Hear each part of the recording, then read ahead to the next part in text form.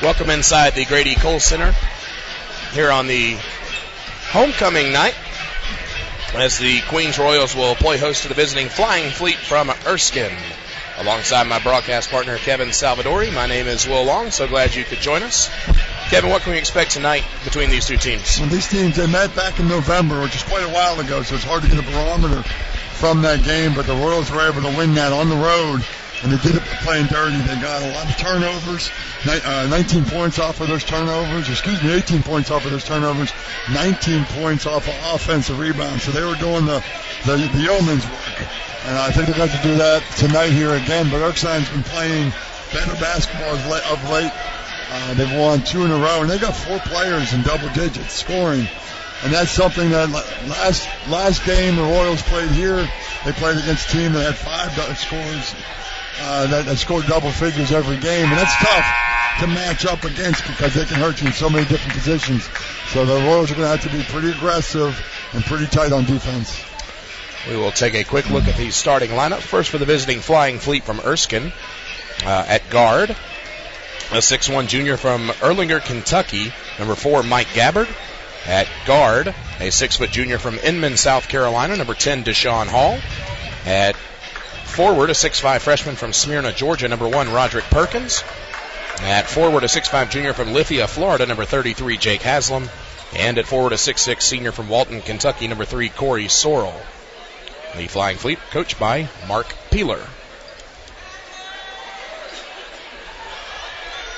In just a moment, we will get this starting lineup for Queens. We're going to have the national anthem performed, I believe, by the Queens Chorus.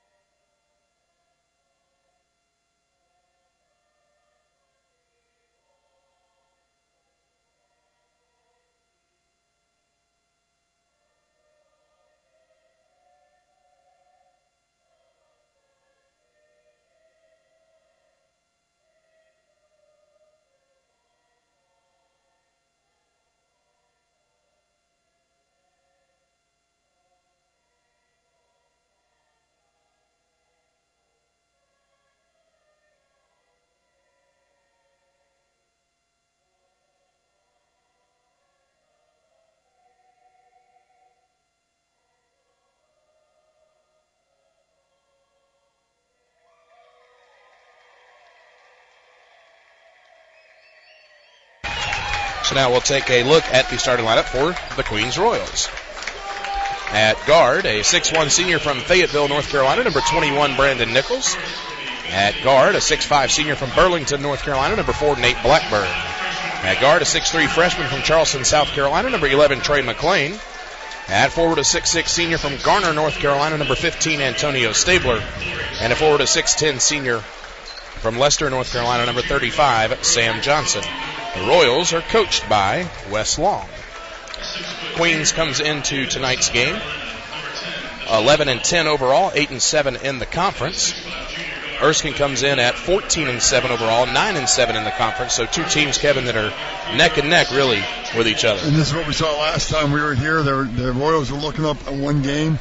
They can make a move here if they can get this victory. But I think it's key for the Royals to try to get off relatively fast tonight because they have had such slow starts here on the last couple of games. Last game wasn't too bad. They got down 7-0. But we've seen them really get down, have to crawl back into the game. And we'd really like to see them get out to a much better start.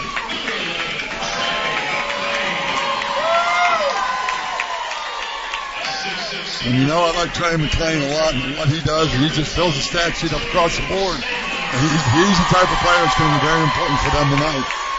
He's got to be that everything kind of guy.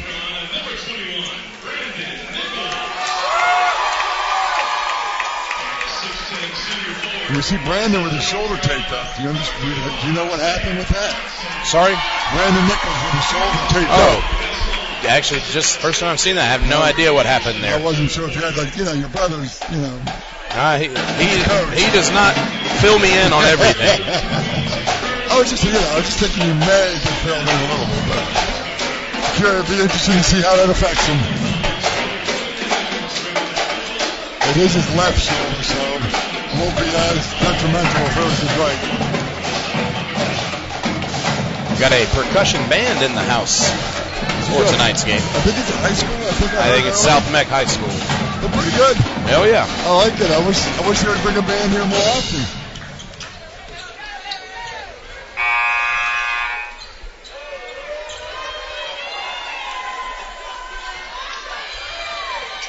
We're ready for basketball. Roderick Perkins and Sam Johnson to tip us off. Of course, Sorrell's the guy you want to keep an eye on for Erskine because he's averaging almost 19.5 points a game. Very dangerous scorer.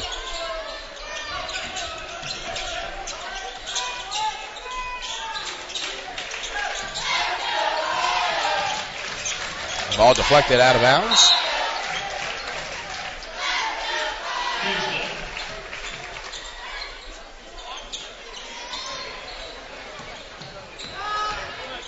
Nichols over to McLean. 12 on the shot clock. Pass is stolen away by Sorrell. And Sam Johnson just wasn't looking for it. Good defense by Erskine overall. Really not giving him much to look at. Very fortunate that pass just got through and knocks down the three. Deshaun Hall with the opening bucket of the game. And Deshaun Hall averages 14.4 points a game. He knows how to fill it up as well. And now we see a three-quarter court press.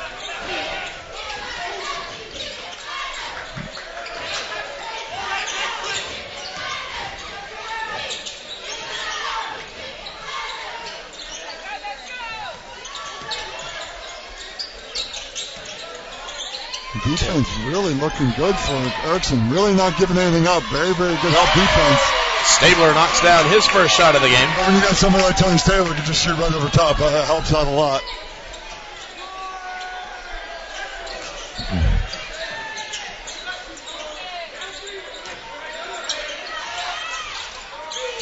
Sorrell to the low block. Now he kicks it back out to Gabbard. And key tonight, too, is Sam Johnson cannot get into foul trouble. Sorrell is a big guy, wide body. He'll be tough to guard if you got Trey McLean and David Mason on him. And we're going to get a personal foul on Sam Johnson. I don't know how that's on Sam Johnson and not on Brandon Nichols, but it looked like Brandon tackled him, but they gave the foul to Sam Johnson. As we just talked about, it's not going to be a good thing if he gets in the foul trouble. They actually just changed it. That had to be changed. That was bizarre. Yes, that was.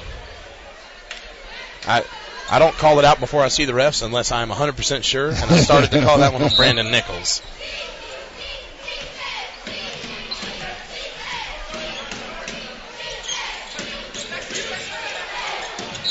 And now it's going to be a foul on Sam Johnson. He ran right through that screen. You want to be physical on the screen, but you can't run right over the guy. Two quick fouls on the Royals. And they're looking to give the ball to Sorrell inside. They know what he can do. And I think they realize if they could get Sam Johnson in foul trouble, the front line for the Royals gets very thin. And Sorrell is going to be charged, or pick up a charge. That was a close one. I'm not sure if Sam Johnson was there, but he was able to get the call. But that was a tough one. That was tight.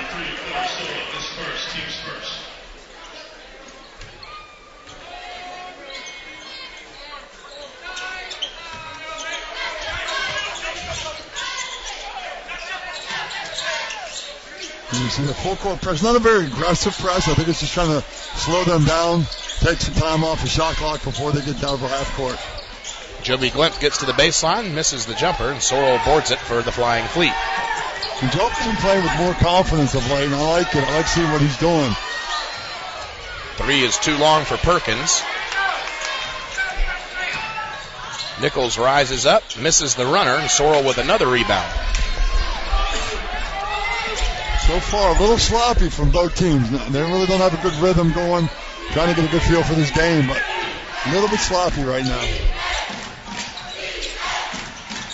Runner is off, no good for Gabbard.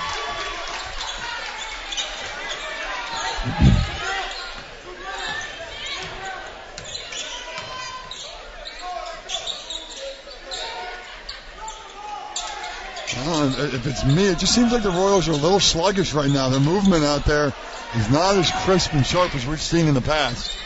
Blackburn short on a three.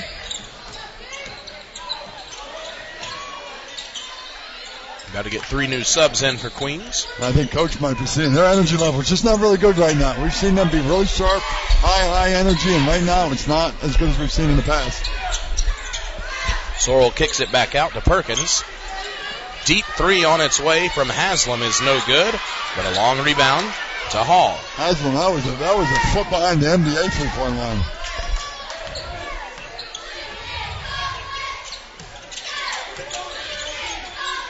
Here's Haslam again. This one's no good, and Glimp with the rebound.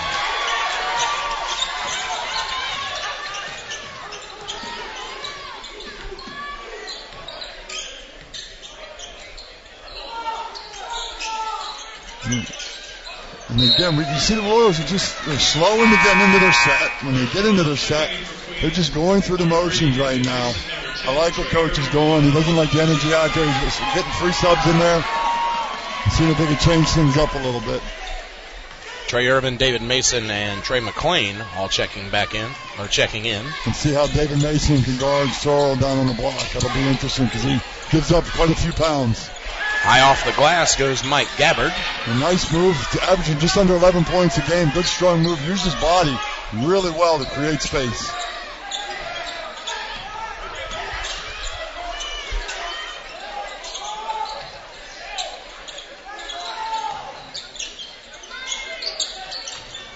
Stabler dribbles once to his left. Shot is too strong. Rebound by Haslam.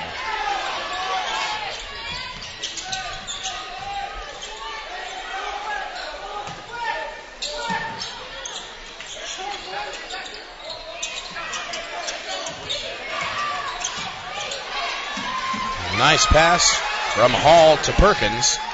Had a couple of switches there on defense, and the Royals weren't sure exactly who was guarding who. Nice pass with the finish on the layup. Stabler's shot is good, and so far he's been the only offense for Queens. And that's how we started out last game. He put up the first 10 points of the game. But luckily, Brandon Nichols came through for the rest of the game and ended up being leading scorer.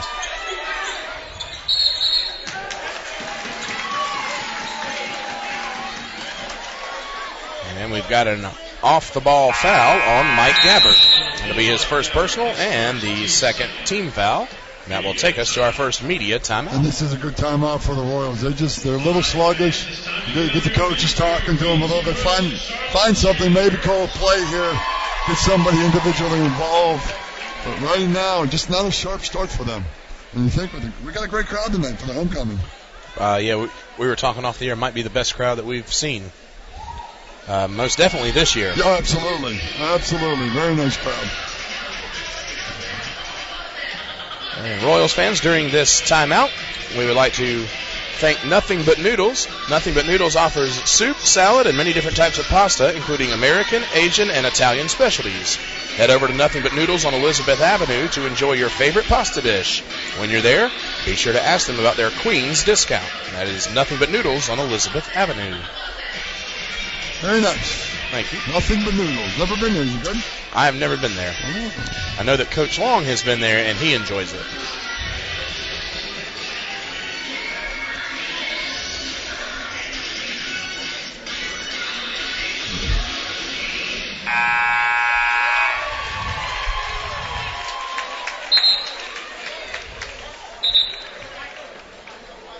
One of the things that surprised me when I looked at Erskine's team stats, they average just under 75 points a game.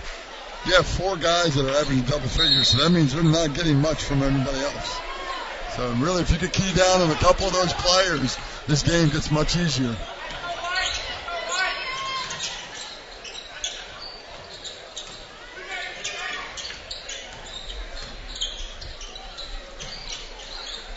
Looking for Tony Stabler to get him, keep him going. He's got 2 buckets already. But those are the only 2 baskets in the first 6 minutes of this game. Wimp picks his dribble up. Stabler just inside the 3-point line, knocks it down. And he's improved his outside jump shot so much. That was something when you pulled up before, you're like, it's not the best move for him. But boy, he has gotten much better. Wide open 3 from Gabbard, misses everything. And Gabbard did a great job. He saw the man go down double team, floated into the corner for an easy basket. Nice pass from Glimpse to David Mason, and the Royals have their first lead of the game. And that's a nice job. Bad miss, getting out on the break quickly and making Erskine punishing them.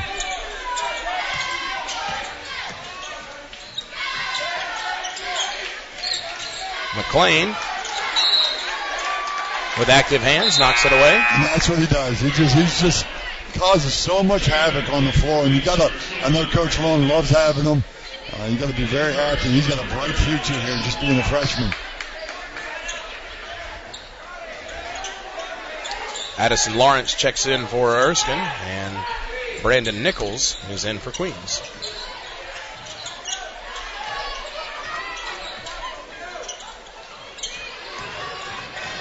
Sorrell spin move, tough shot. Can't hit it, and Stabler boards it for the Royals. And good defense by Mason, really making it a tough shot, didn't foul, made him go over top.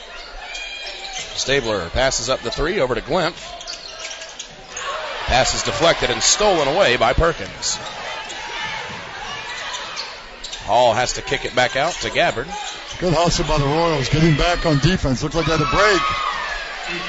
And Perkins knocks down the deep 3. Perkins makes them pay, though. They had everybody have to collapse in because of the fast break. It's going to build out quick enough.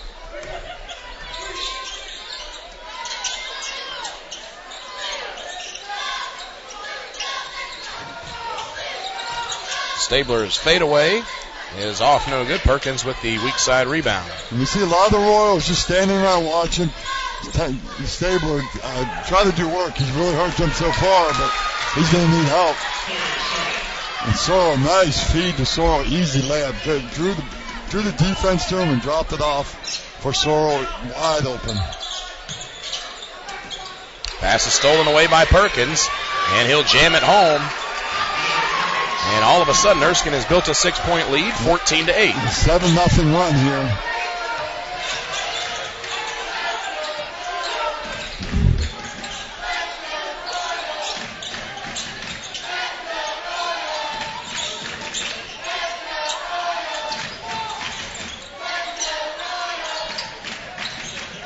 This defense is giving the Royals a difficult time. Really having a tough time getting deep into the shot clock because they're not finding any openings. Nichols gets to the elbow, rattles home his first shot of the game. And he's going to be big. They're going to need him to show up here tonight. Tony Stabler's been a great scorer, but he cannot do it all by himself.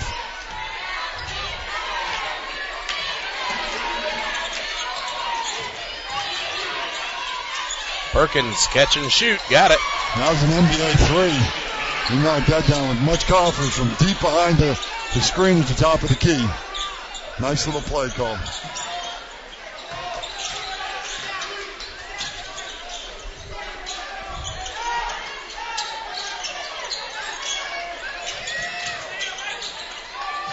Stabler drives, jams it home. And then the setup, a nice dribble penetration by Brandon Nichols. A beautiful bounce pass, textbook pass. Tony Stabler knew what to do with it after that. And now we see finally a little bit of fire from the Royals. Brandon Nichols trying to get everybody fired up. And he knows they did not let this game slip away from them. 30-second timeout taken by Queens.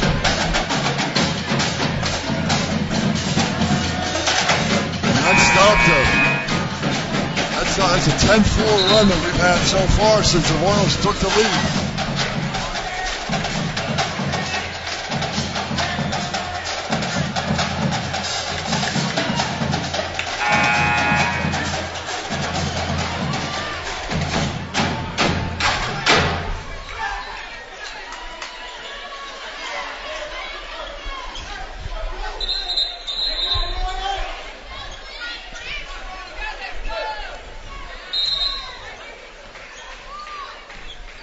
Checking into the game, Casey Sorrell.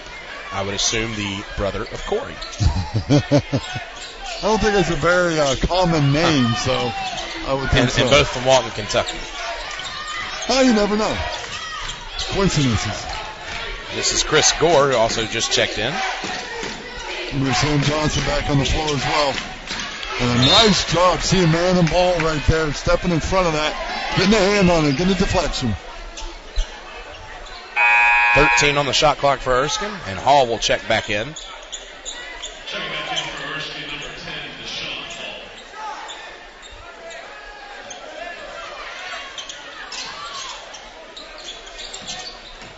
Hall. Hall drives to his right, leaves it to Gore.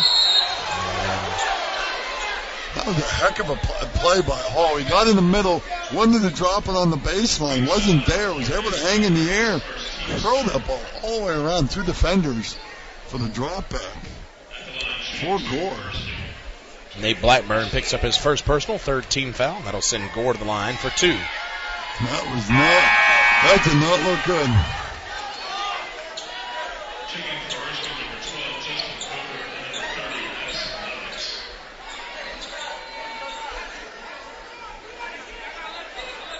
Justin Kofer checks in for Erskine. Second free throw is off, no good for Gore.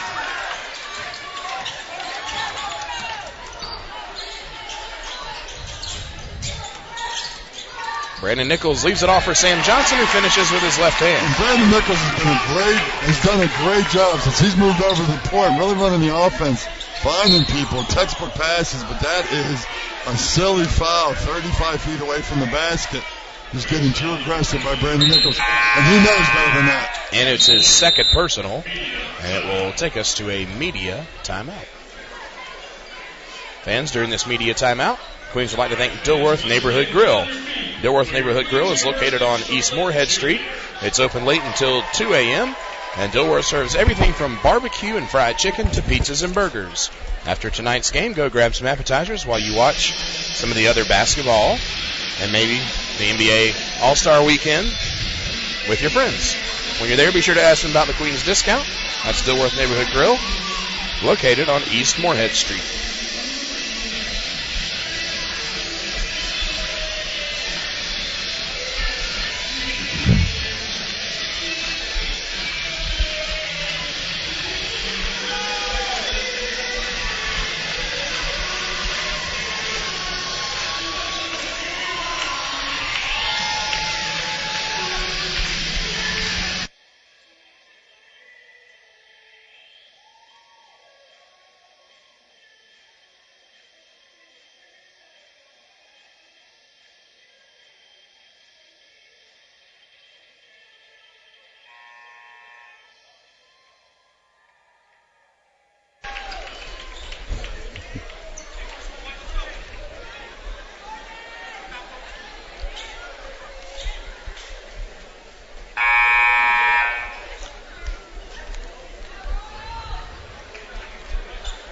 Haslam is checked back in for Erskine. And we see Brandon Nichols had to go out with that second foul.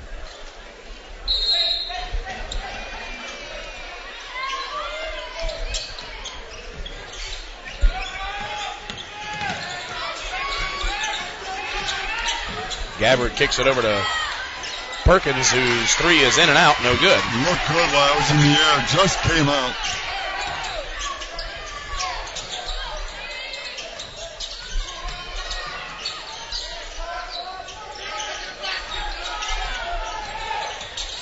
Trey Irvin gets to the lane, tough runner, knocks it home. Really nice. He looked like he was looking for something else to do, but all of a sudden it just parted for him and was able to get a nice little runner up.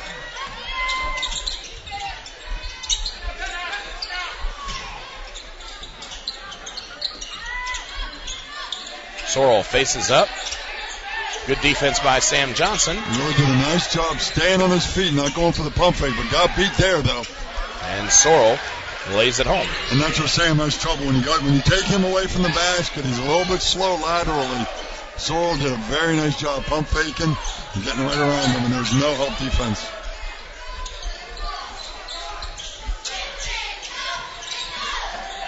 Stabler baseline jumper. In and out, no good. Hall with a rebound. I think he was surprised he was that open. That was wide open. Hall kicks it over to Gabbard. His three is no good. Stabler with a loose ball rebound. And good job by Joby Glimp knocking it away from Sorrell. He had that rebound. Able to go up and just keep it out of his hands. Glimp has it blocked.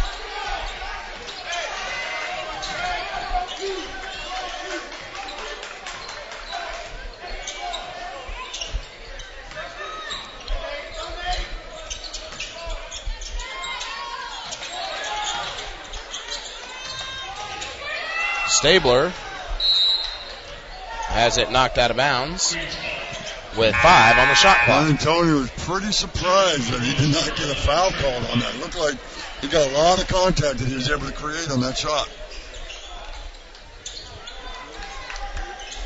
And this is a team now on the court. Where does the scoring come from for the Royals with the two best scorers on the bench? Irvin gets the shot off. It misses the rim. Not sure he knew about it until there was maybe 1 second on the shot clock. You have 2 point guards on the floor. You have to be aware of that shot clock. Somebody's got to take a look at that and be aware of that you got to get a quick shot up.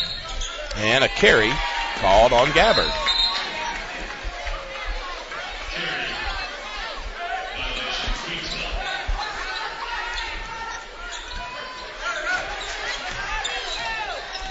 And this has not been the best game the Royals have played, but they're only down 3, 19-16 with 7.5 left in the first half. They should be happy and fortunate, especially fortunate that that shot went in somehow. Joby Glimp really forced that up. Nice strength, but that was not an easy shot. Gabbard leaves it off for Sorrell and a very late foul call on Sam Johnson. And that referee should not have called that foul. He was out of position. He had a referee right underneath the basket that was in perfect position to see the play better. That was not a good call. That is Sam's second personal. He will have to sit now. And that free throw, a rainbow that grazes the front iron. He was begging for that to even reach the rim. Not good looking at all. He's a 19.5-point scorer and only shooting 55% from the free throw line. Second free throw is good. And you're right, he puts that thing up in the air and really just drops it down.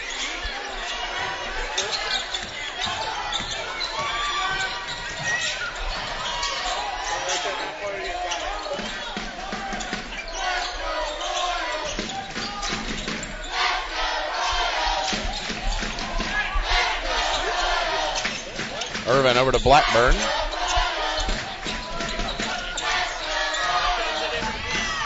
Nine on the shot clock. And then you can see the Royals having to go deep into the shot clock. Erskine's defense is really, really nice and really packing in. A lot of help defense. No easy driving lanes whatsoever. And Hall drives. It's blocked by Trey McClain. Trey McClain got blown by. He is so long and so athletic, able to just slap that off the backboard. Joby Glimp.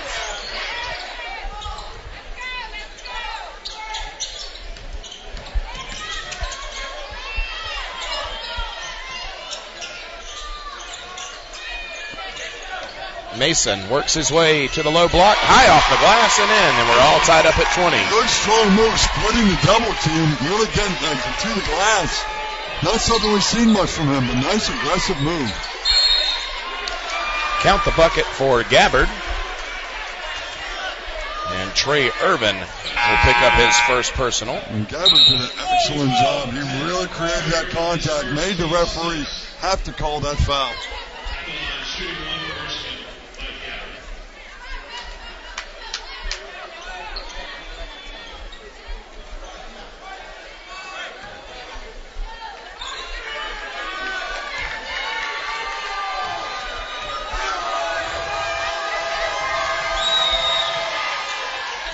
Gabbard knocks down the free throw.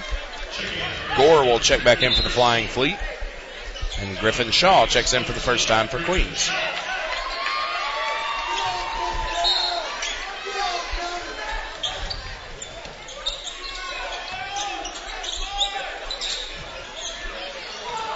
Dangerous pass cross court line. They got to get it over the half court line. They were able to just do that. Glimpse drives. Pass to Mason, who's underneath. His shot is no good. But he puts it back in and draws the foul. In the first game, Erskine did a great job, hands straight up, made Mason have to shoot a very difficult shot over, able to get the rebound though, and then created contact. They brought their arms down over top. Easy foul call. Perkins checks back in. And you see Mason able to go to the free throw line and tie this up. He's put up 5 quick points here just recently. If he can get this free throw. Casey Sorrell also back in. And Mason knocks down the free throw.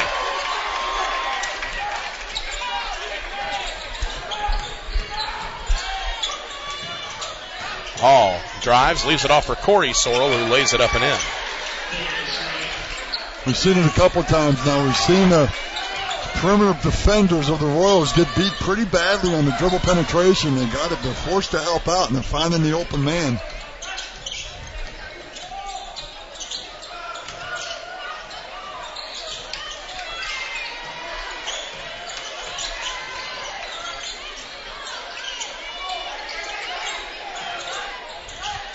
Nine on the shot clock. Glimpse drives.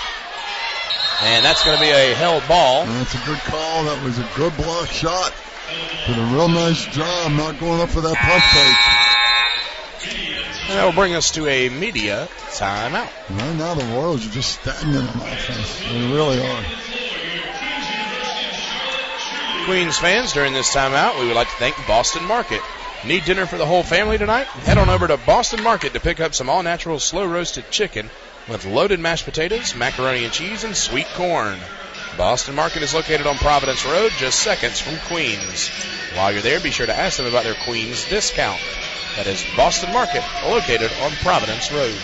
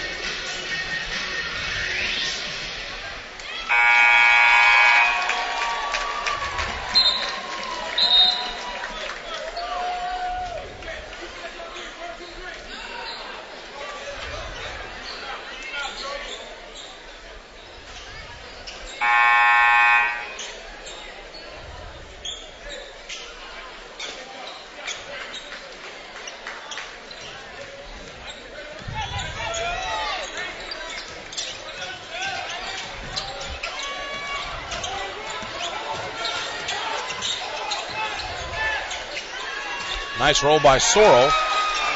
Really nice play. Basically ran off the guard off of a double screen twice, and Sorrell was able to slip back door because there's nowhere else. Nobody behind the play defensively. Very well designed play. I like that a lot.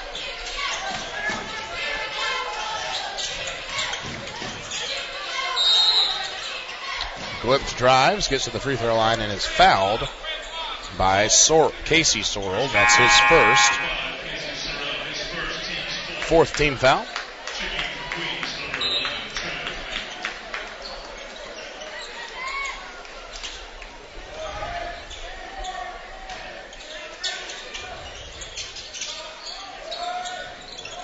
Tough pass stolen away by Hall. And Hall played that pass perfectly solid. They were trying to go to Antonio Stabler. There was just nothing there. He stepped right in front of that pass. Joby Glimpse really gave away that play way too early. The same play again we're seeing. A little bit better job this time for the Royals defending that.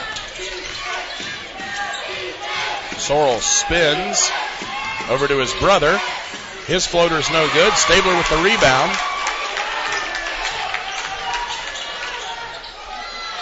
Nate Blackburn passes up the open three.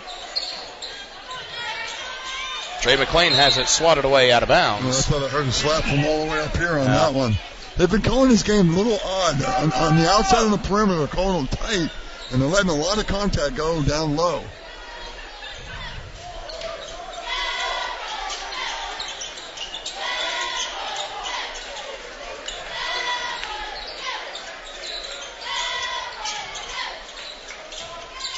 Glimpse will pull up and take the three and rattle it home. Maybe that'll loosen up that defense a little bit. They've been playing pretty tight in the paint.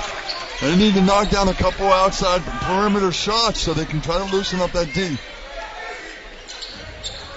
Stabler reads it, steals it, he's all alone, and throws it down. And that always helps too, getting that instant offense like that for Tony Stabler. Great read, fast break bucket. And I believe it's only the second lead now for the Royals in the game. Last time they led was 8-7. 8-7.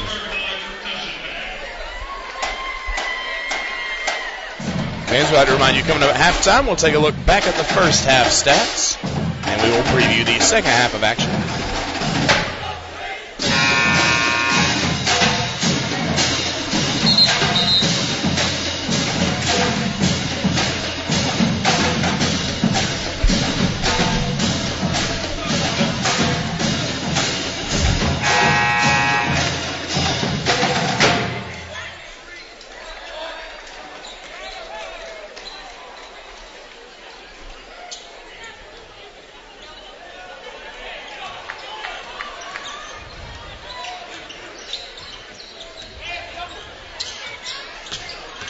Gabbard drives, kicks it out. Hall.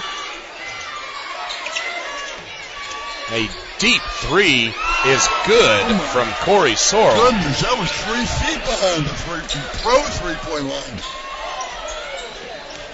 I thought that was insane when he pulled up for that. But it was dead money from that far out.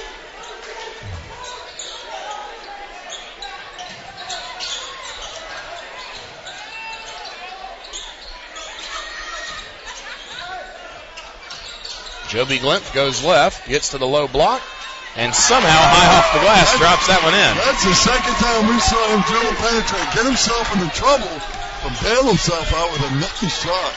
Gabbard right back at him, drives in and really just took it straight at him. Really, the Royals are having a real difficult time with dribble penetration here from Erskine. And Glimpse draws contact there. He's fouled. Just a little bit of contact. Like he got tackled on that one, and Ray Lewis hit him. Jake Haslam picks up his first personal. 15th foul. Glimpse will have 2 free throws. First one is on its way and too strong.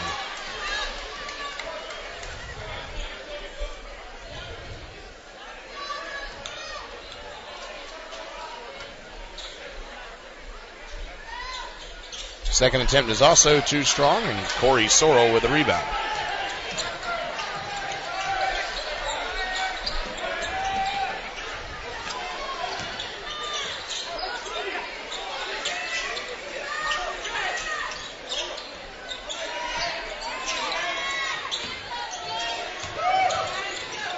Sorrell gets into the paint and rises up over David Mason. Sorrell showing a full array of offensive skills, shooting the three, Beautiful post move there with a nice touch on the jump hook. Glimp gets in the paint. He's fouled and count the bucket. I think Joby Glenn thinks he's a post player.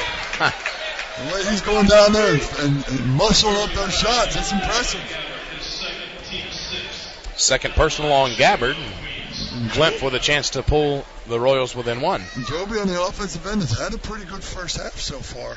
Defensively, he's really got to shore up his man-to-man defense, but now there's 3 free throws in a row that he has missed.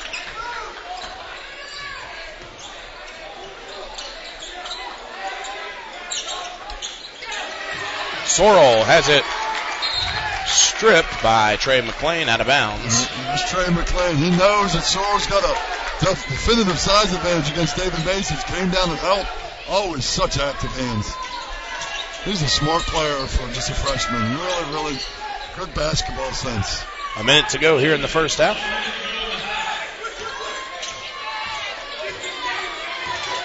Gabbard, nice spin move into the paint. His shot's no good. Mason with a rebound.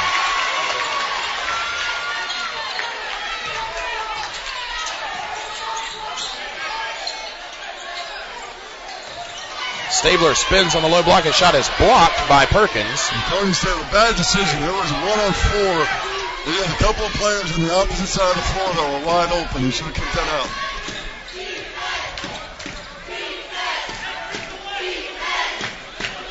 Two-second differential between the game clock and shot clock, so Erskine can essentially hold for the last shot. Read my mind. I was about to say that.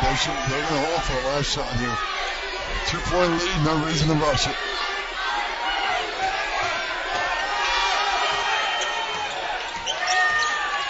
Perkins driving on Stabler. Tough shot. He can't get it to fall.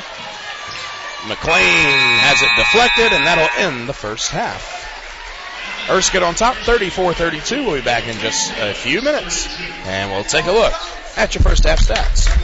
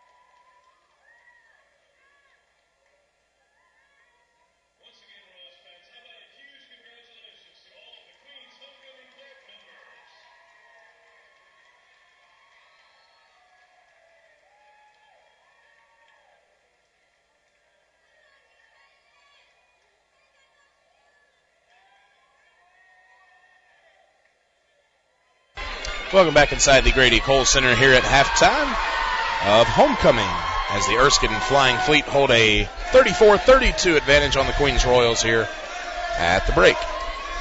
We'll take a quick look back at the first half. For the visiting Erskine Flying Fleet, they were 14 of 26 shooting. That's 53.8%. 4 of 10 on three-pointers, 40%.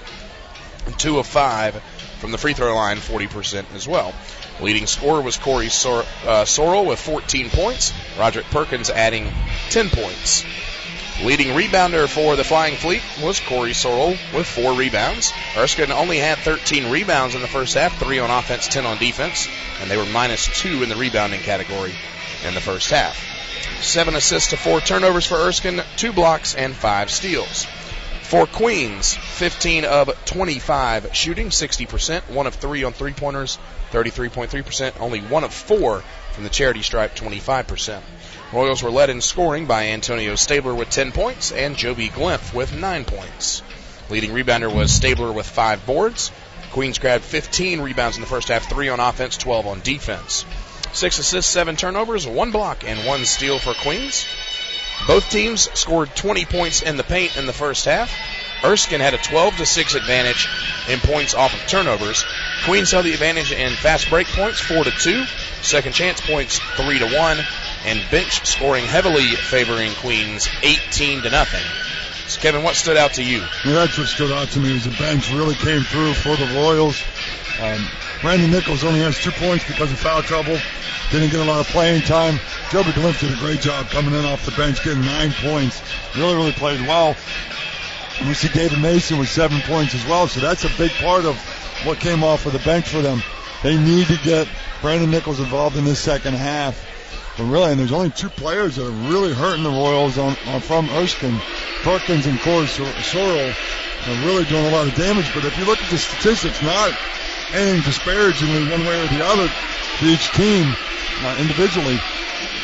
But really just that bench is really what kept them in the game. You got 32 points. 18 of those comes off the bench. That's pretty impressive. Yeah, you said in the first half at one point that Erskine had, I believe, 4 players that averaged double figures. Yes. They've only had 4 players score so far in the game. So, and that's what we talked about also in the first half. Was they had 4 players averaging double figures and they're only averaging 75 points a game. So not a lot of scoring overall from the team, especially the bench, other than those 4 players. So that's something that they can try to slow down Sorrell and Perkins. They can really get a stranglehold on this game if you're a Royals fan. So that's a look at your first half stats. We would like to thank Jason's Deli. They feature fresh salads and Powder High sandwiches. Jason's Deli is sure to have what you're craving. Stop by the Park Road Shopping Center to get your favorite deli meal after you cheer on the Royals. When you're there, be sure to ask them about the Queen's discount. That's Jason's Deli in the Park Road Shopping Center. We will be back in just a few minutes with the second half.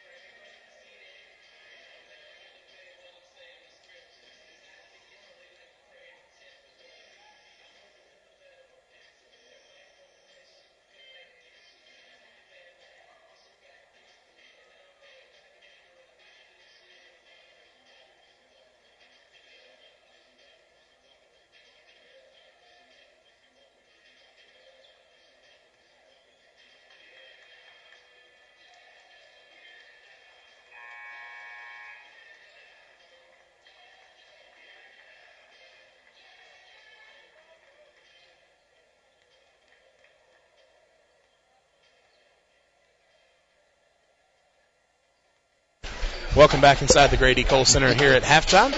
Getting ready to start the second half. Kevin, what kind of adjustments can we see from the Royals here down 2? And you got to hope to see if they can shore up their perimeter defense. They're getting beat badly on the dribble drive penetration, and they're having to help out. And Erskine's doing a great job passing out of that dribble drive and finding the open man.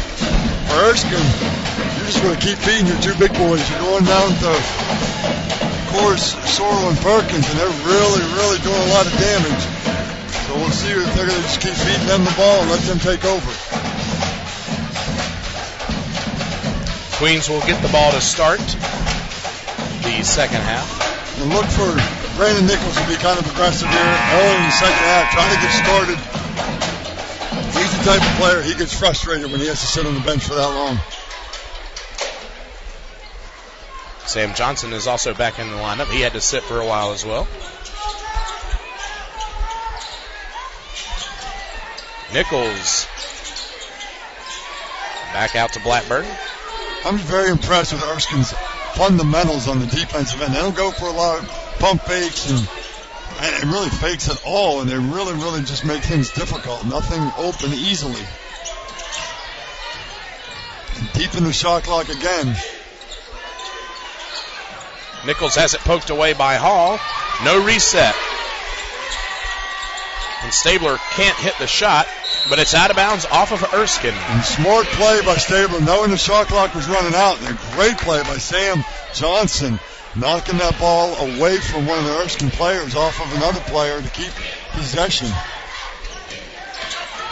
Of course, this will force Erskine to have to defend another shot clock. And that's tough. That can be difficult. That can wear on you a little bit, but they seem to be very well conditioned.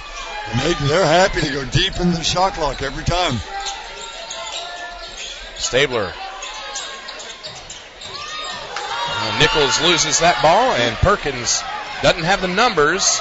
He's going to try it anyway. Can't get it to fall. And that's Brandon Nichols. He's just a little rusty from sitting so long on the bench in that first half. He's had a couple of bad plays here back to back.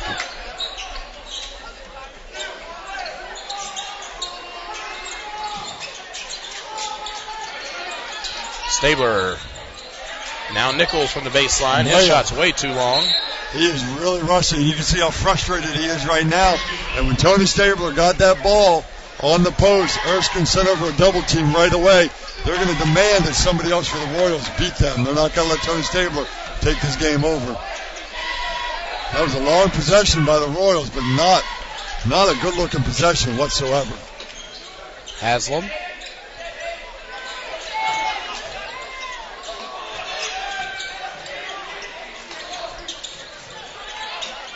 Haslam catches it on the block. Can't finish. Sam Johnson with the rebound. And Nate Blackburn very fortunate he didn't get a foul called on him there. He had a lot of contact on that shot. Stabler at the top of the key over to Blackburn. Still looking for our first points. Just over 2 minutes into the second half. Trey McClain has it stripped away. And the only shot they've gotten off so far, they've got 2 shots, but one was a prayer at the end of end of the shot clock. And then an air ball by Brandon Nichols. Not offensively looking sharp. And a great back door. Perkins misses the jam. Misses the dunk. That was the easiest shot he had all night and missed it. I believe we have one Erskine player maybe with a cramp. Late getting down the floor. Nichols' jumper is once again an air ball, but that works out as a pass. And Brandon Nichols putting his head in his hands. He is so frustrated right now. He is forcing it too much. He needs to just let himself get back into the game gradually. He is trying too hard to try to take over this game. When you sit for as long as you did, it can be difficult. Coach Mark Peeler is a little upset that the refs didn't stop play. They can't stop play. If an Erskine player is hurt and the Royals have the ball, you cannot stop the play. Checking in for the Flying Fleet, Addison Lawrence, number 30. And checking in for Queens, Joby Glimpf. I don't understand why the coach could be upset about that. He's got to know that. That's simple basketball 101. Looks like we might have a little blood on the floor.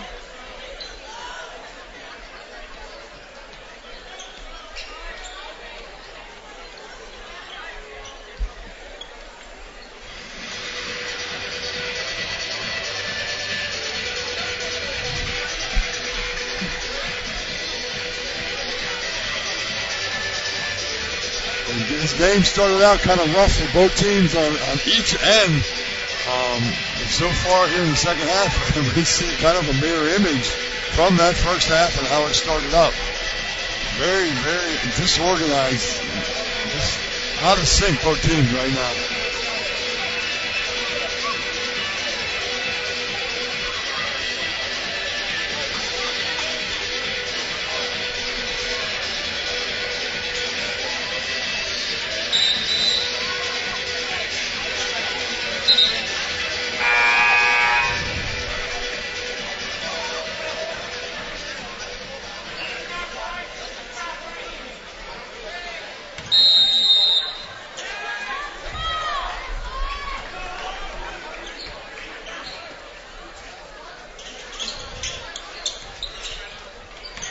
Gabbard drives to his right.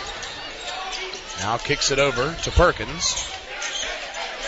And that is a good. If Brandon Nichols can stay out of foul trouble, he will help them with their perimeter defense. But again, Sorrell just taking Sam Johnson off the dribble. Sam just doesn't have the lateral quickness to stay with him.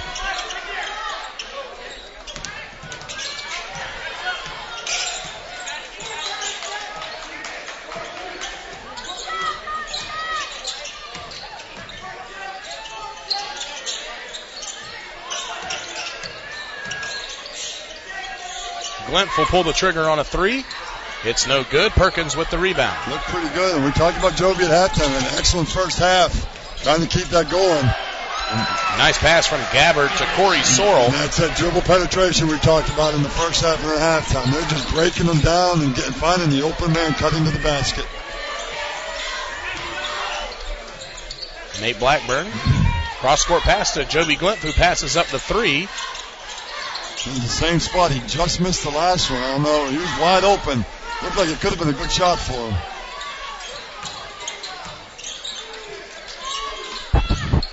Stabler just inside the arc. Misses it. Ball is tipped out. Queens with the rebound. Antonio Stabler diving on the floor. I love the hustle. That's your leading scorer on the team. Get in on the ground for that loose ball. Brandon Nichols pump fakes. Leaves it off for Sam Johnson. Nice move. Got his defender in the air and then lays it up. Very nice job finding the open man. Brandon Nichols getting in the lane. Pump fake for the pass. Sam Johnson very patient on the block, which is nice to see. Sorrell kicks it out to Gabbard. Gabbard will take the three. It's no good. And Blackburn with the rebound. And Brandon Nichols, that's something you don't see often. He didn't get a hand up on that shot. You got to get a hand to contest that. Luckily, he missed it, but that was not great defense. We typically see some really, really solid defense from Brandon Nichols. Nichols over to Blackburn. He'll take the shot. It's no good. Sorrell with a rebound. There's a lid on that basket right now for both teams, except for layups. They just haven't been able to hit many outside shots. And that again, is so deep by Sorrell. I can't believe that. I mean, he's midway between the midcourt circle and the NBA three-point line. That will result in a Queens timeout. It'll be a 30-second timeout. Guess Coach Long didn't want to wait until the immediate timeout. I don't see too many people, whether or not it's a big man or a guard, pulling up that deep with that kind of confidence. So far, Sorrell just really been able to take advantage of Sam Johnson. Sam's used to guarding people on the block and really just struggling. Sorrell's being smart, taking them outside, taking them off the dribble, or pulling up for a 35-foot jump shot.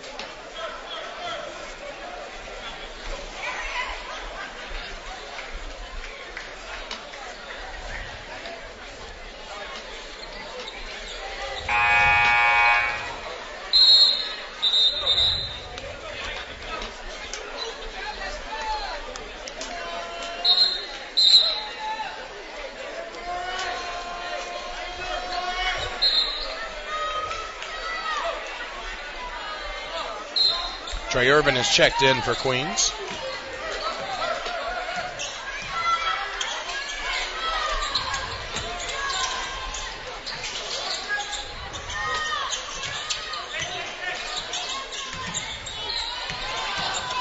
Stabler over to Glimp. He'll take the three. Too strong. Another loose ball.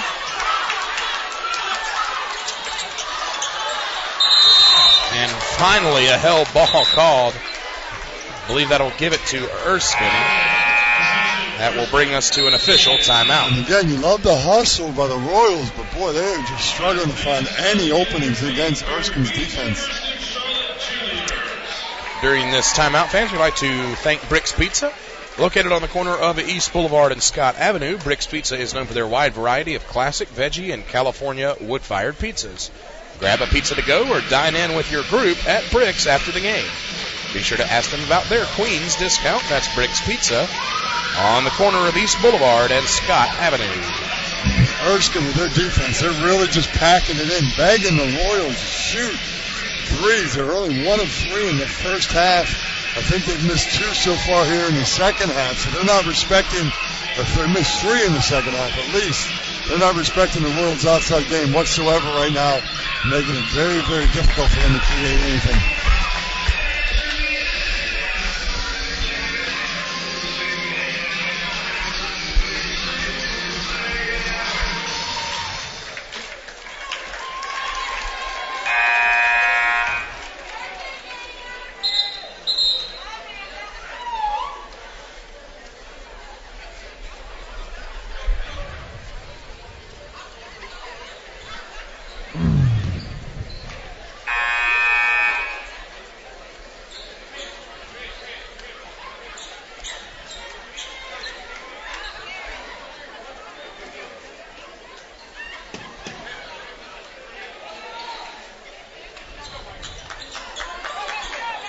So it'll be Erskine ball.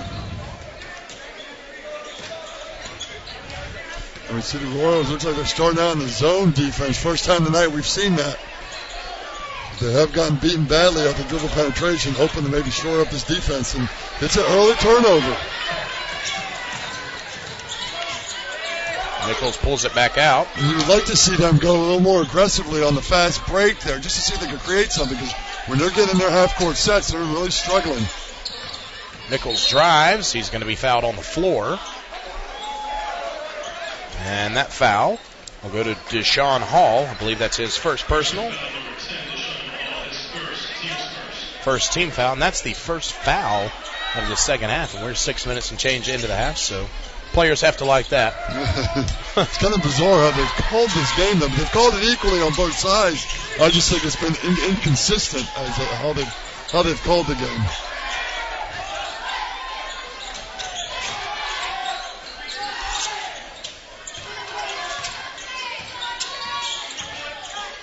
Stabler, nice move to his right. Tough shot is no good. Great help side defense. Stabler got pump fake, got by his man, and somebody else contested it very strongly.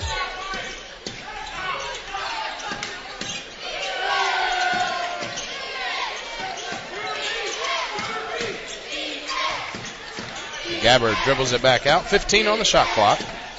Deep three from Haslam is good. And these guys from Erskine, they have no conscience whatsoever. They're going to pull up a three with confidence from anywhere on the floor. Another very deep three. And now they've opened up an 8-point lead, 44-36 with 12:45 left in the second half. Trey Irvin back out to Brandon Nichols. Joby Glimp has it stripped, but Stabler gets it back. Trey Irvin for three. He misses it. Rebound by Corey Sorrell. And the difference in this game has been Erskine's really just their defense is making everything difficult for the Royals. And Erskine is dropping bombs from deep out. Erskine slowing it down just a little bit. Hall in the corner. Nice pass into Perkins, who jams it home. That's just a beautiful pass. They've come out sharp here in the second half, and they're really picking them apart. Picking up the Royals apart. Erskine Flying Fleet was doing a heck of a job in the second half. Brandon Nichols is fouled by Gabbard. That's Gabbard's third. With 11:47 in the second half, that's not too dangerous yet. Second team foul on Erskine in the second half. Gabbard is going to go out with that third foul. But right now, it's not that big of a deal.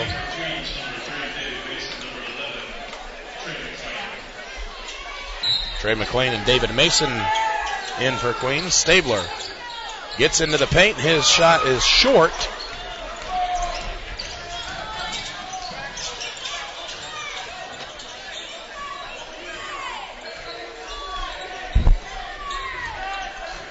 And Queens right now looking a little perplexed, even on defense, when they weren't sure what they were getting back into. Haslam banks in a deep three. That's the fourth three from about 3 or 4 feet behind the line, the NBA line. Behind the NBA line, but you got to call that bank from that angle. There's no way he wanted that to go in off the glass. But regardless, it still counts as three. They have opened up a huge lead here in the second half, 49 to 36. And that's all because of everything they're doing behind the arc. And that's the NBA arc. The NBA three-point contest is tonight, correct? I believe so. It really cool. It looks like the way they're pulling from deep.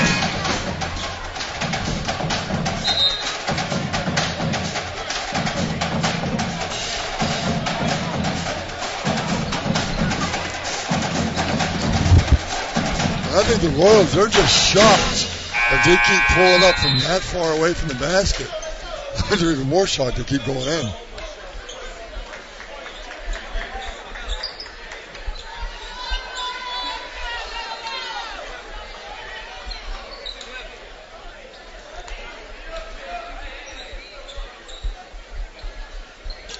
Isaac Williamson has checked in for Erskine for the first time.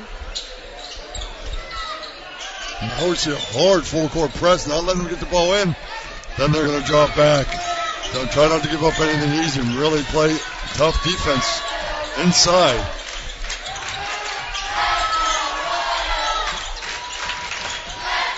Glimpse drives. His shot is blocked. And the Royals looking desperate on offense right now. Glimpse is forcing the matter. Took on 3 Erskine players. No reason to take that kind of shot.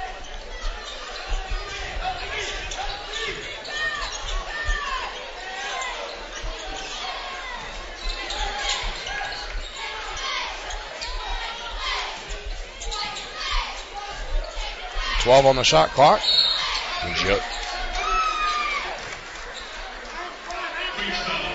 And that should not have been a foul. That was about the same amount of contact on the other end that Joby Glimpse got. I think that's what Coach Long's asking for right now. Shouldn't have been a foul call. The way they've called this game, that shouldn't have been a foul. That, like I said earlier, they've been inconsistent on both ends of the floor too.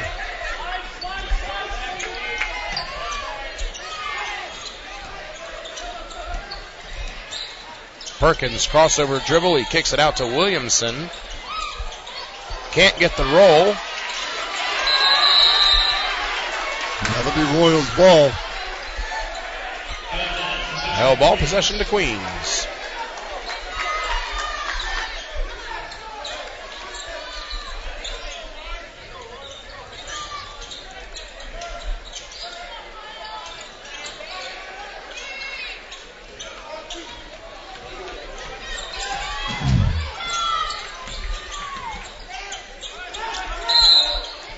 Williamson going to be called for his first personal and the third team foul. And again, we see there was contact there, and that's understandable. You can make that foul call, and that's fine, but they've let so much contact go by in this game earlier that what's the difference?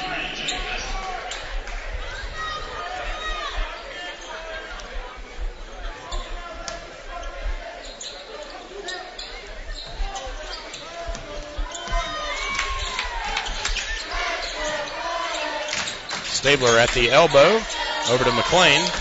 Tony's having a difficult time in the second half, getting on track, not getting any easy angles to get to the basket. Mason drives, he's fouled. Can't get the roll, but he'll head to the line for 2 shots. Good aggressive move by David Mason. Really created the contact. He's able to get to the free throw line. Hopefully be able to knock them down. Royals has been subpar from the free throw line tonight. That will bring us to a media timeout. And during this media timeout, we would like to thank Chick-fil-A. Chicken nuggets, chicken sandwich, chicken strips, and french fries. Chick-fil-A has it all. Located on East Woodlawn Road, it's the perfect stop back to campus after the game. That is the Chick-fil-A on East Woodlawn.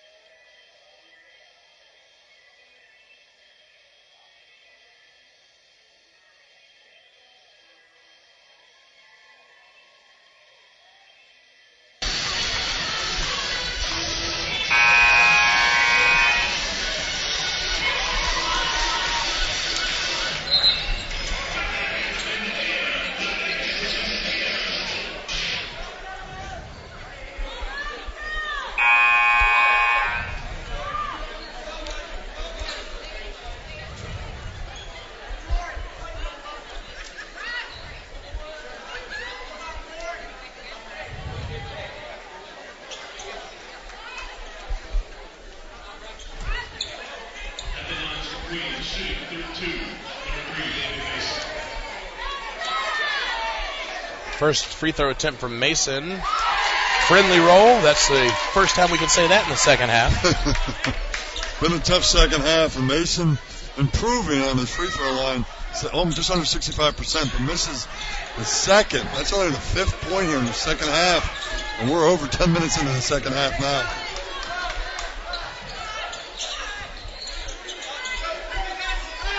And we see the Royals back in zone defense. And Erskine is so spread out, and they got to respect how deep they can shoot. There's Sorrell. He misses that one. Mason with a rebound. He was too close. He was next to the college three-point line. He was way too close.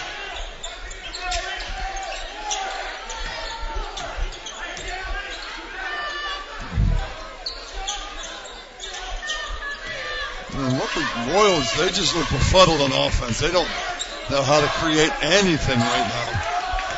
Trey McClain gets just inside the free throw line, knocks down the jumper. That is badly needed.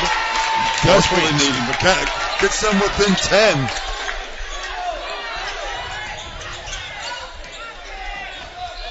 They're going to have to get a lot of stops and find a way to fix the puzzle of Erskine's defense right now.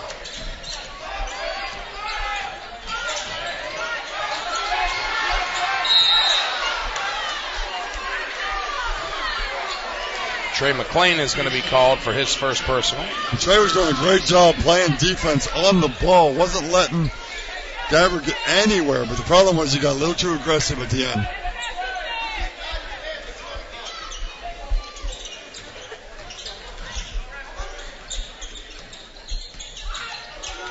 And you see that double screen again up top, but they played it well so far.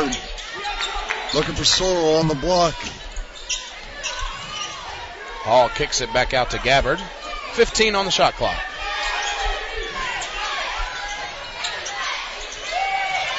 Perkins spin move blocked by Mason. Just perfect position defense. And played the ball. Trey McClain draws a foul. He'll head to the line. So maybe a little bit of momentum building here for Queens. And if you're the Royals, that's exactly what you want. You want to go to the free throw line because it stops the clock.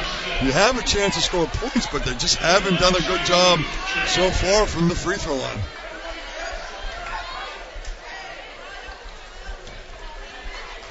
And every one of these is going to count from here on out. They got to start knocking them down. And McClain hits the first of the 2 free throws.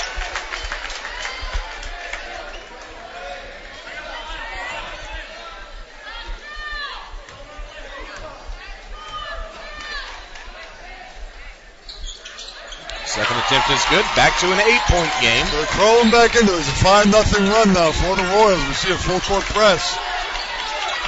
Trying to create some turnovers, maybe some havoc. And we get it right there with a bad decision. You're up 8 points. Your offense has been playing really well, and you're forcing a horrible pass. Now modest pressure applied by Erskine.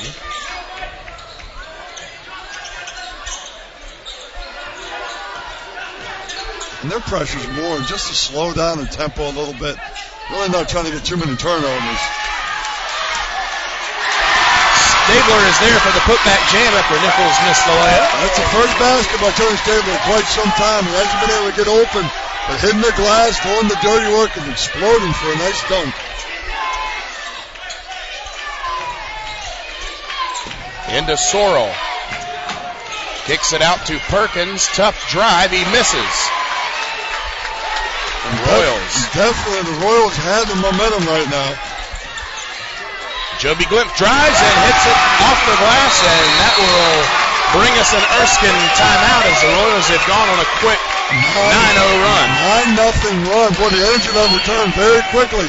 And you like to see the Royals, if Erskine's defense gets into position, they have struggled. If they keep that little mock pressure, full court pressure, if they can get past that, they can really attack them and create some havoc, really get some easy buckets, and really nice job by Joby Glimpse taking it all the way to the basket.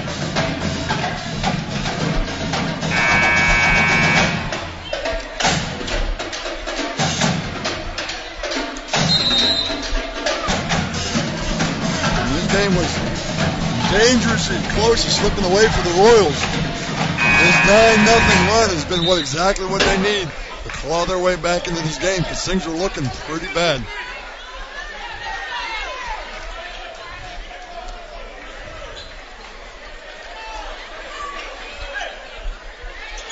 Royals will continue with the full court pressure.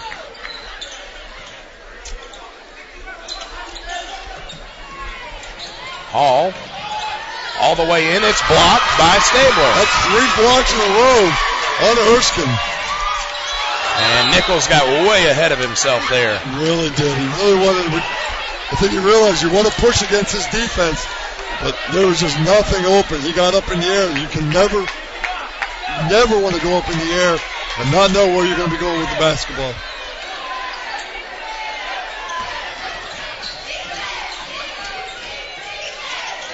Perkins kicks it back out. You can tell Erskine slowing it down. They had Sorrell for just a moment there, but didn't take advantage of it. But they wanted to make sure they took care of the ball. They still have the lead. They can work it around. They've been able to create a lot of good things for themselves.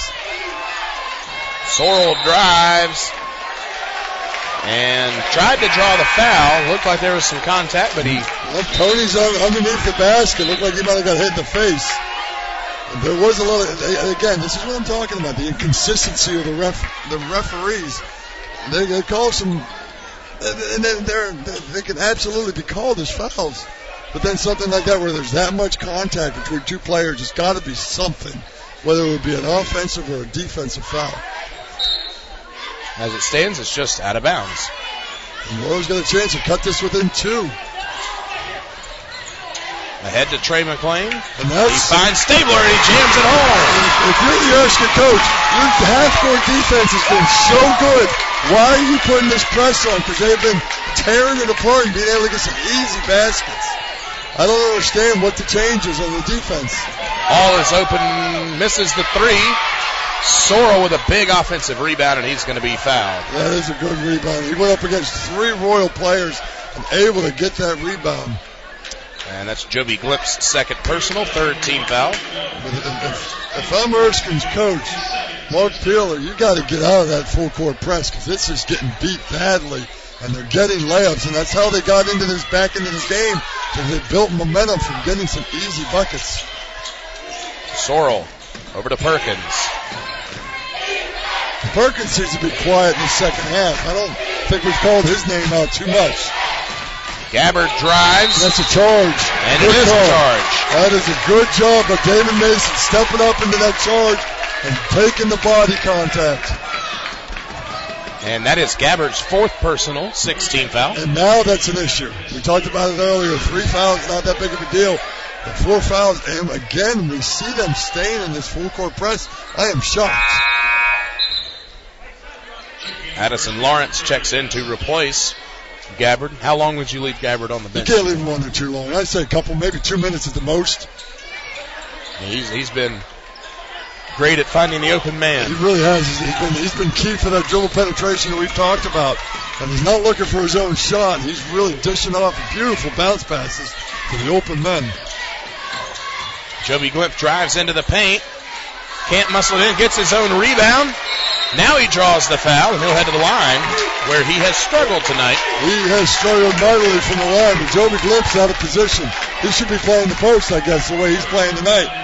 He's been getting in there and mixing up with the big fellas, taking up those post shots, getting rebounds, playing well. We just got to knock down these free throws, and he missed 3 of them in the first half. You wonder if that's in his head right now, late into the game. Able to tie it up if he can knock these 2 down, though. So Glimpf at the line. That was the first personal on Roderick Perkins and the seventh team foul. So another key component here is Queens is going to be shooting every time there's a foul. Queens has only committed 3 fouls, so Erskine is not anywhere near the bonus. That could be huge going down the stretch here. And a guy like Joby Glimpf, he stepped up. He looked like he had a lot of confidence in that first free throw. Second attempt is on its way and good. And we're all tied up. It's a 13-0 Queens run. And a near steal. Wait, it did go off of Erskine over to Queens. And there is a lot of momentum on the side of the Royals. He did that, but Trey McClain just doing all the little things. But it's unbelievable. That pressure that Erskine put on really led the Queens into getting in this run and building some confidence. Into Stabler. He's guarded by Hall. Now he's double teamed. They're going to send the double team quickly at Tony Stabler. Trey McClain there for the gather in the loose ball and put it in. And Joby Glimpf going into the trees again, getting the shot block to Trey McClain. Great job getting that rebound and putting it up strong. And that is unbelievable. You're down 13, 49 to 36. Now they're leading by 2, 51 to 49.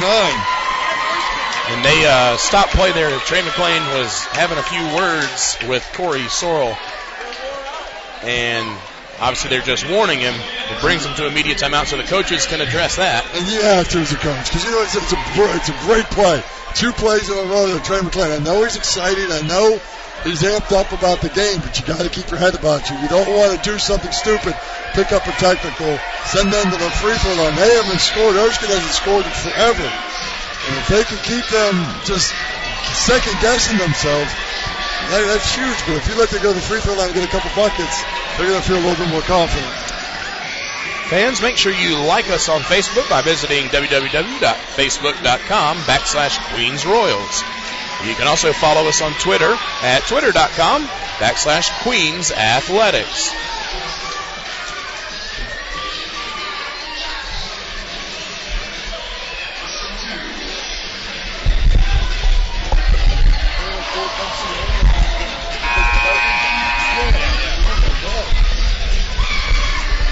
And if you want to see fall sports videos, we're on YouTube at youtube.com/Queens Sports. We'd also like to remind you, coming up after the game, we'll take a look back at the stats for the game, and hopefully we'll have a member of the coaching staff join us for an interview.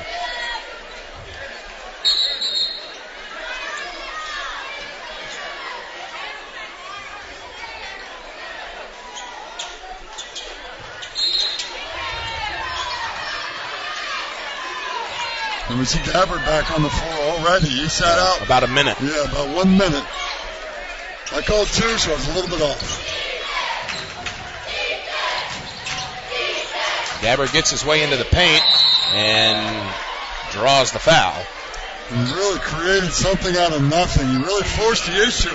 He's got a pretty wide body now. He can create space with that body contact. Did a nice job getting to the rim and creating a lot of contact. So Gabbard will have an opportunity to pull Erskine within 1 or tie the game.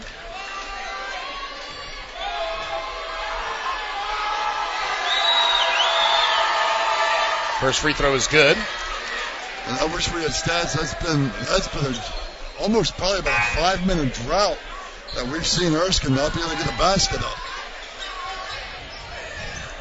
Of course, that's still a field goal drought, but at least they able to get some more points on the board. They got a point. I said basket. They got a point, possibly 2 here. And a lane violation on Brandon Nichols. And that's unacceptable. It really is. You got to keep that. You're a senior guard. You got to know better than to give him a second shot from the free throw line. We'll see if Gabbard can take advantage of that. He cannot do it. And Gore nearly saves it, but stepped out of bounds before doing so. And we see Erskine getting back into their defense, not into that full court pressure, and really let the Royals get back into this game. So now we have to see if the Royals can create something out of half-court offense again.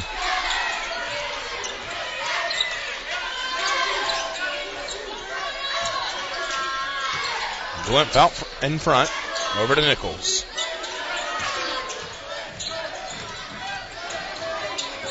Nothing there, so he brings it back out. And you see this half-court defense has been so effective throughout most of the game. And we get deep into the shot clock again.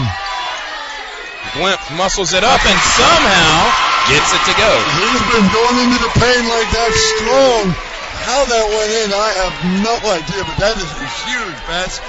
We've seen Joby Glimpse become basically a tree, I guess, down there with the other big guys. We've seen Erskine shoot the ball from downtown Charlotte. It's unbelievable how far they shot this ball, but Joby Glimpse really, we talked about it early in this game, played with a lot of confidence. But that's the guy right there, Sorrell. If you're the coach and staff of Erskine, you've got to get him the ball. He's been very effective. He hasn't been able to get the ball for quite some time. 1 point Queens lead. Glimpse pulls up at the free throw line and knocks it down. He has had a huge game so far. This is the best I've seen Joby Glimpse play. He's really playing with confidence.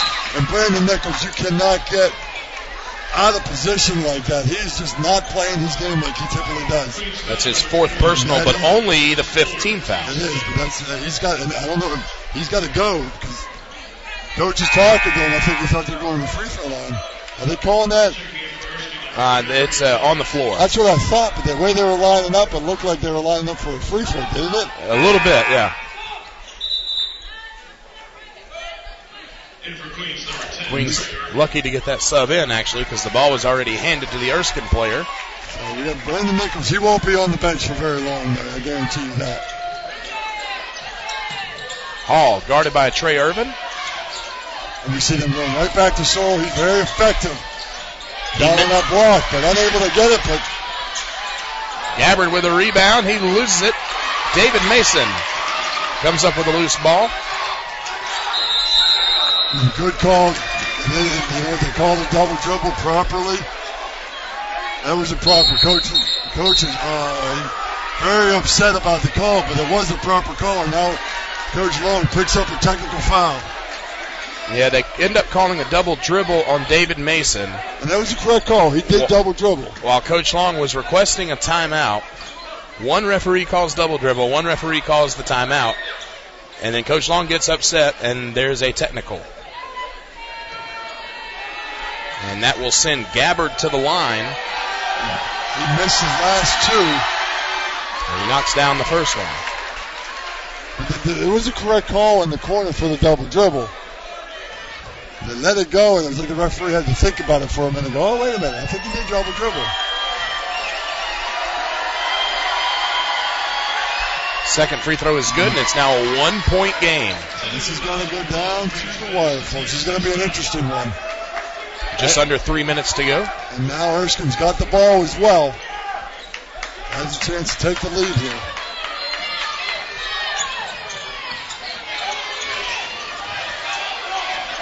And you see this double pick up high. We've seen this play a couple of times. They've been pretty effective with it.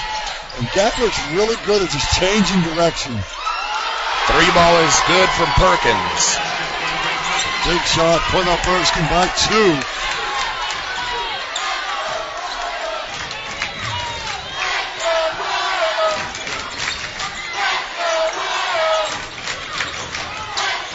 Glimpse drives. He's going to be fouled, and that's an interesting foul. I was thinking the same thing. But Joby Glimpse going to the free throw line looked good the last time he was there. He's playing with so much confidence right now. He's really carried this team here in the second half. Brandon Nichols will be ready to check in. We said he's out about 45 seconds of game clock. And Glimpse calmly knocks down the free throw. As you previously said, Brandon Nichols not going to be out very long. Maybe a minute on the bench.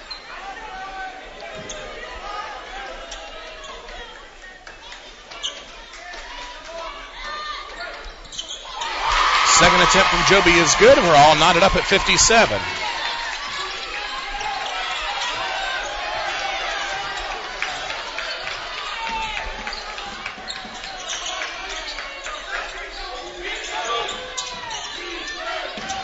Hall thought about a three. Another deep three, but he pulled up for it. And another NBA three, but missed it. Big rebound by Brandon Nichols.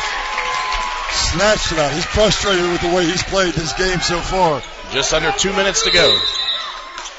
Timeout Queens. With a minute 56 to go.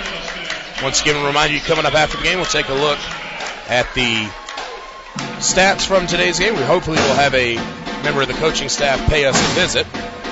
We'd also like to remind you that our final home game will be Senior Day next Saturday. Women will tip off at 5:30. Men will tip off at 7:30 when the visiting Crusaders of North Greenville come into town. Got nothing for you. I was about to ask you. Haven't thought about it yet. You have a couple more minutes to think about that one. I guess.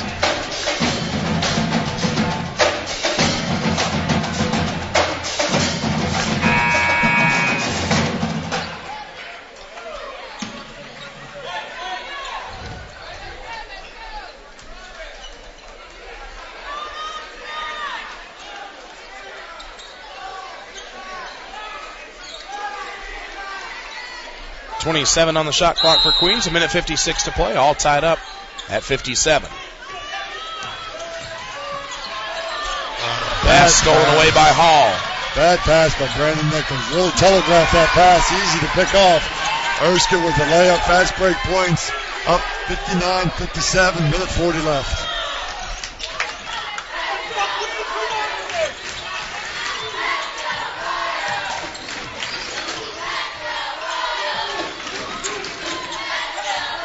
Glimpse out in front, over to Nichols. Joby Glimpse with a mismatch.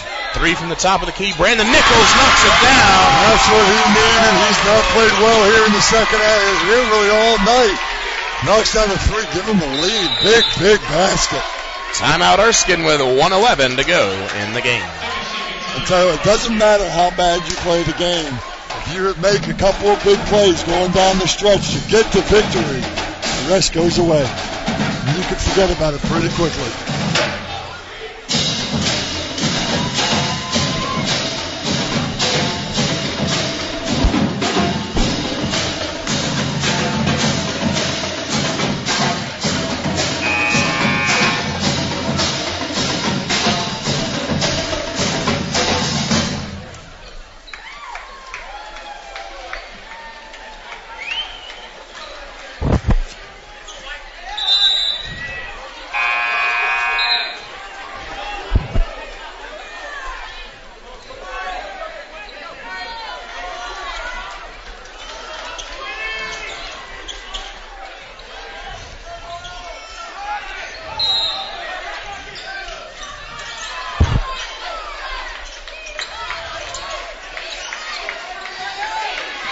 Gabbard dribbles out front. I like Trey McClain. He's been guarding Gabbard for the last couple of minutes. He can really affect him with his length and athleticism. Hall takes a deep three from NBA range that's no good. Stabler with a rebound. That's tough to keep hitting those shots from that deep out. And that's what gave them that big lead. They hit 3 or 4 really deep threes. And they haven't been able to hit much since. Big possession here. About a 17.5-second differential. Looks like Erskine's in some sort of 2-3 zone here. Ooh, dangerous pass. 8 on the shot clock. Mason dribbles to his right.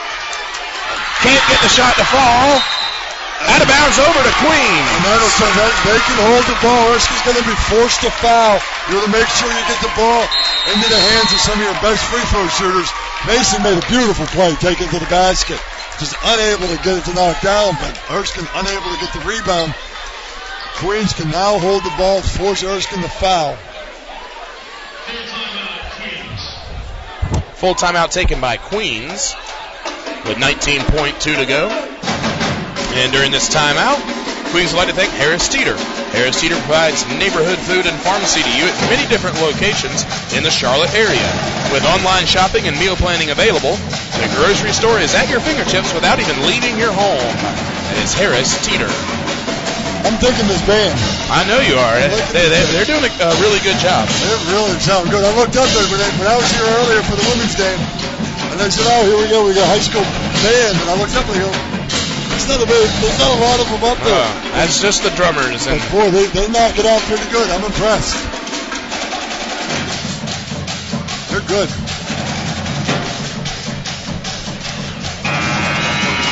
They're good. The crowd's been good. The game's been good. You know what, man? They kind of feed off each other. Oh, yeah. That band really gets the crowd going. See a lot of kids in the student section up and dancing, cheering along. It's been fun. You really top it off with a good picture here, the way they fought back into this. Going to make sure you get a good inbounds pass to the right people that are going to go to the free throw line with confidence. And Erskine has substituted, obviously, the guys that they're going to use to foul. They've got a quick team out there that can guard. They're not worried about size. They just want to get out there and try to deny every pass possible. It'll be the 9th team foul if Erskine commits it, so it will still be a 1-on-1 situation. And they'll have to do that, and that'll be against Deshaun Hall, his third. And that's exactly what Coach Long wanted. He wanted to get Brandon Nichols the ball if he could. And here comes the offensive team for Erskine. And Brandon's a 72% free throw shooter on the year. Both of these are going to be huge to give him a 3-point lead if he can knock him down, because the way Erskine's been shooting that three, they could tie this up quickly or take the lead with it. They seem more confident taking the deep threes than they are trying to get to the basket.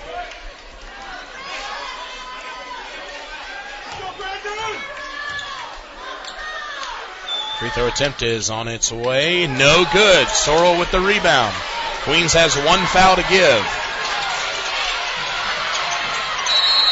Timeout.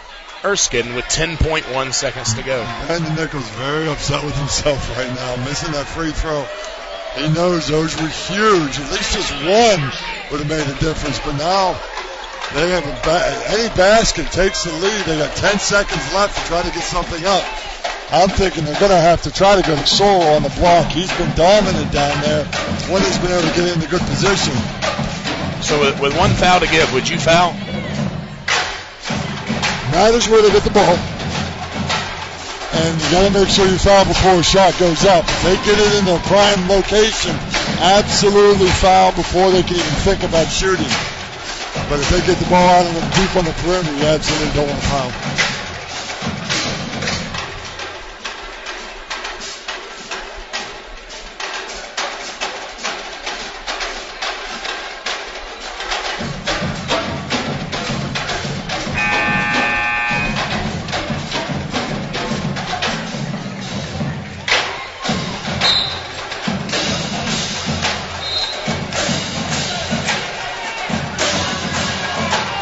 One thing we haven't talked about, but at a moment like this, how big were those two technical free throws? Absolutely. They did give them 2 extra points. They'd be down 3 right now with that. So that is true. That wasn't something I even thought about. Erskine will inbound underneath its own basket. They get it into Gabbard. They're going to hold for the last shot here. Gabbard's going to drive. Missed the layup. Sorrell with the rebound. We have a held ball. They're gonna put some time back on this. They're gonna beat, and I think there's gonna be some time on the clock. And that was great help. Brandon Nichols came over on Gabbard, made it a very difficult shot.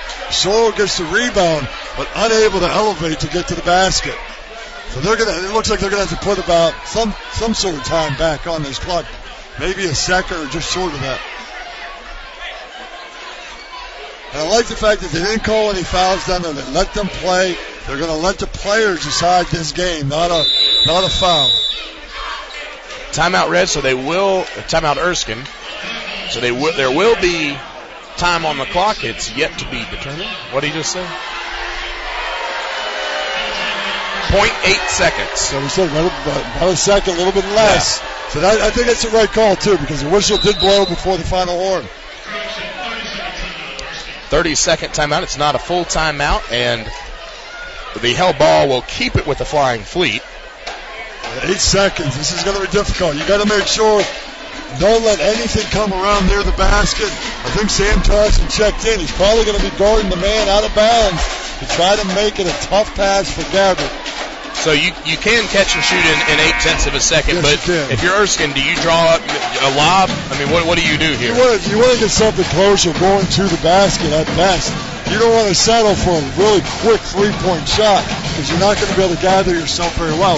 So you're going to try to get something as close as you can to the basket, absolutely. It'd be really interesting to see if you get a screen across for Sorrell to try to get that ball down low. It will be Gabbard inbounding the ball. Yeah, it looks like Sam Johnson, like I said, he's going to be guarding the inbounds, trying to make it a difficult pass possibly. Or maybe he's just guarding the block. I'm not sure. But Sorrell now moving out to the three-point line. This is talking to his coach. Stabler is guarding Sorrell.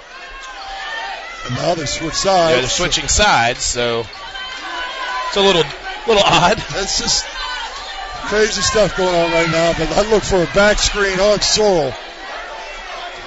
And here we go. There's the lob. It's knocked away by Nichols, and Queens hangs on for a 60-59 win. That is a big victory. That speaks a lot for the character of the Royals. Down 13, really struggling big time. This game was slipping away from them. They fought hard to get back into this game. That is a big victory for them. We'll be back in just a few minutes. We'll take a look at the post-game stats, and we'll have an interview with the coach.